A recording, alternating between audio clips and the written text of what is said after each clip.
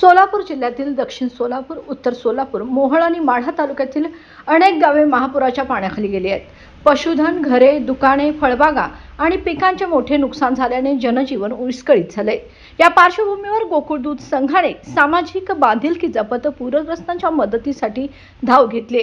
दक्षिण व उत्तर सोलापूर तालुक्यातील कंदलगाव, गायकवाड वस्ती, मणगोळी, माणेवस्ती, गावडेवाडी, होणमुर्गी, वांगी, वडकबाळ, तेरेमैल, डोनगाव, तेलगाव तिरे, पाथरी आणि शिवणी या गावातील पूरपीडितांना गोकुळकडून 6,400 अर्धा लिटरच्या पिशव्यांमध्ये दूध वाटप करण्यात आले. एकूण 3200 लिटर दूध नागरिकांना मोफत देण्यात आले.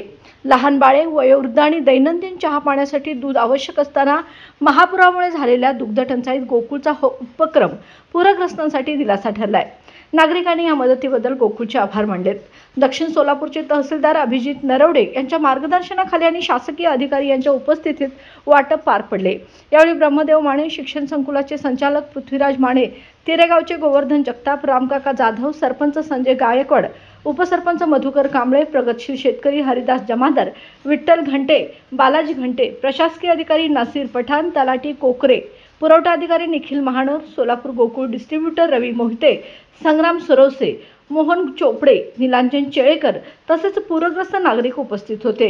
गरजूंच्या पाठीशी खंबीरपणे उभे राहणे हे आपलं कर्तव्य असल्याचं गोकुळचे चेअरमन नवीद मुश्रीफ यांनी स्पष्ट केलं.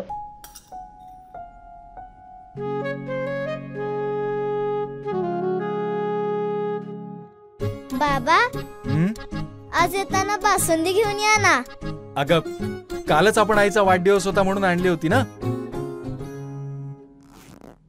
ऐकलं, गोकुळची बासुंदी पुन्हा खावीशी वाटतेय.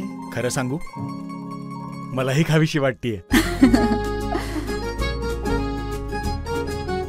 पुन्हा पुन्हा खावीशी वाटणारी गोकुळ बासुंदी.